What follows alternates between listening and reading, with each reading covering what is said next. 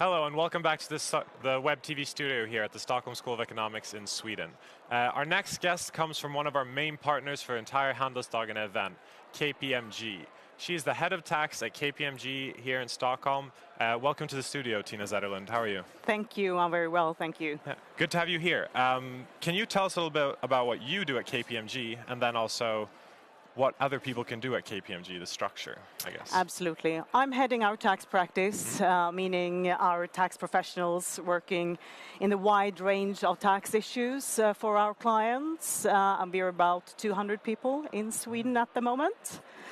And as the firm, we're a professional services firm, one of the largest in the world, having business in more than 150 countries all over the globe, almost 200,000 people. And we work with everything that has to do with financial information. So from accounting, audit, tax, and advisory services relating to financial information for companies, from small startup to the global multinational, and we support them during the whole journey in between. And can you tell us about your background, how you ended up at KPMG, maybe where you studied and why the choice became KPMG for you? I'm actually a student from Stockholm School of Economics. Okay, so I thought that I would become a CFO when I was getting older. Not old yet, of course. So I started within KPMG, within the audit practice. I thought that would be a good background for me to become the CFO that I wanted. And during my studies here, I found tax as one of the most great things to study. So I took all the courses that I could. And being at KPMG, as an auditor, I of course also found or worked with many tax issues for my clients. Then I took a step out from KPMG to start my CFO career.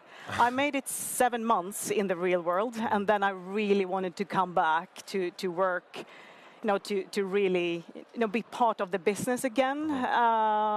I think the CFO role, of course, has changed a bit since that time, but then I moved to the tax practice. And you said there how you came back to KPMG after leaving, which is a good sign, of course. Can you tell us about what some of the biggest, I guess, perks are of working at KPMG? Maybe in the work you do or in the people there?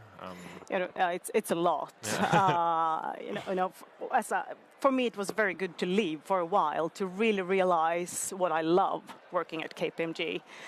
And it can be annoying with all the knowledge that all the people have, all the great people, within the firm, both in Sweden and globally. It doesn't matter what I'm good at. At least someone is as good or probably better than me on that. And having that support is just great. So I would say that I've been with KPMG now since 20 years. Wow. And I still develop every day. And I haven't had one single boring day at work with all also the great clients I have an opportunity to work for. Wow, that sounds like a fantastic place to work, and it develops you. Especially now, even as head of tax, that you still feel that you're developing. That's great. Could you tell us a little about, you spoke about how you have people all over the world that you can use as resources within the company.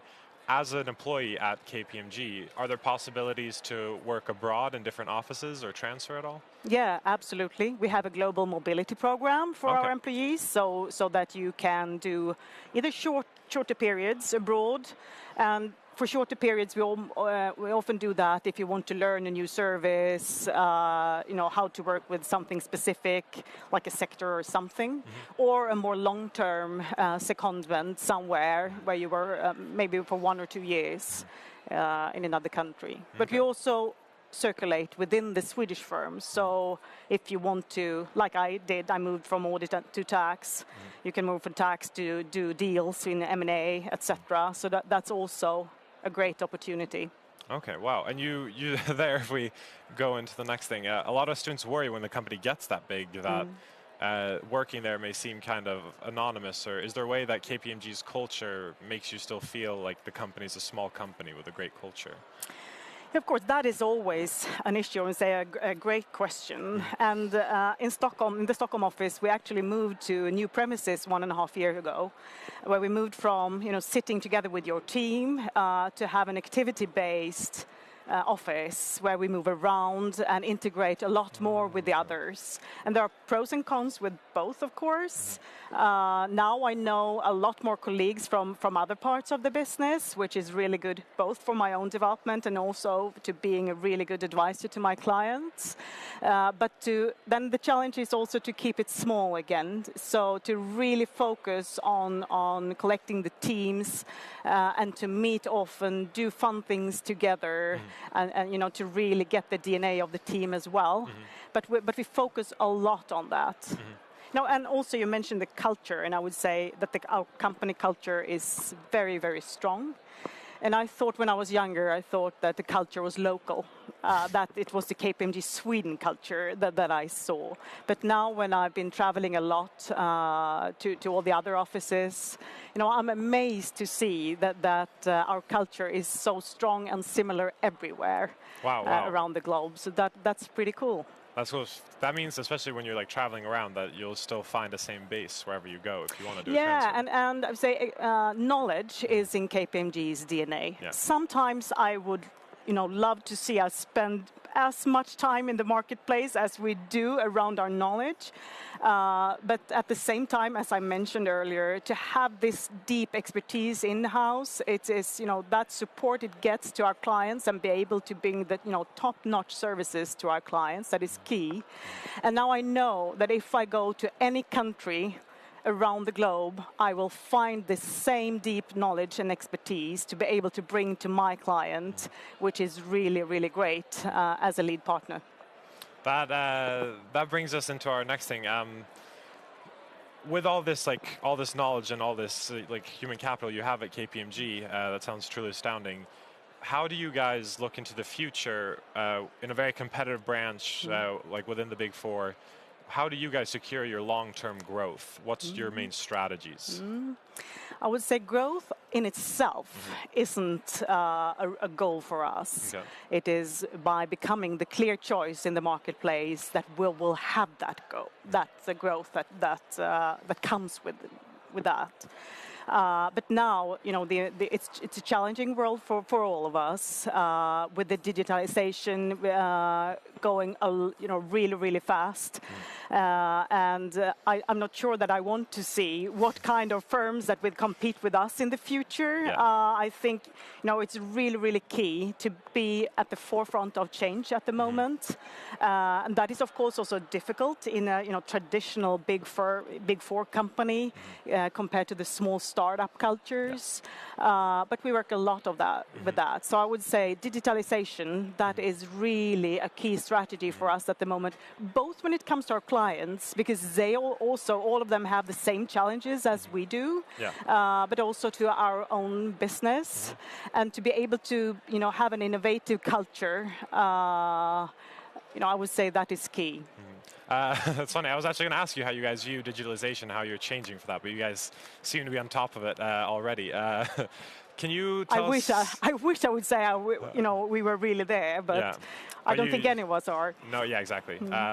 We spoke yesterday to Bengt Baron, old CEO of Vin & Sprit, and he said the same thing, that everyone's aware, but I mean, no one's not really there yet, but it's the awareness that's important and the openness to change, which you guys seem to be well on your way to doing. Yeah, and I would say, I'm a tax professional. So for me, it has been difficult to really, I can imagine what we can do in the digital area, but combining our knowledge, with our other skilled colleagues who knows how to do that journey, but they don't know tax, for example. So when we bring the two of us together, that's the magic. So we have done really cool things in a short time now, and we will continue that journey. And our focus is to do it really fast.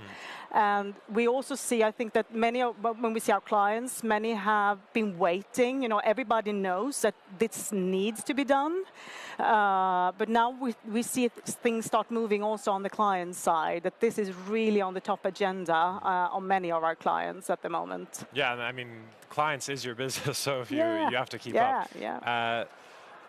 Can you tell us a little bit about if someone watching right now, a student or someone, feels like they really want to join KPMG, what's the normal path? Or if, say, someone's coming out of their bachelor or master, what can they apply for? Oh, they can apply for everything.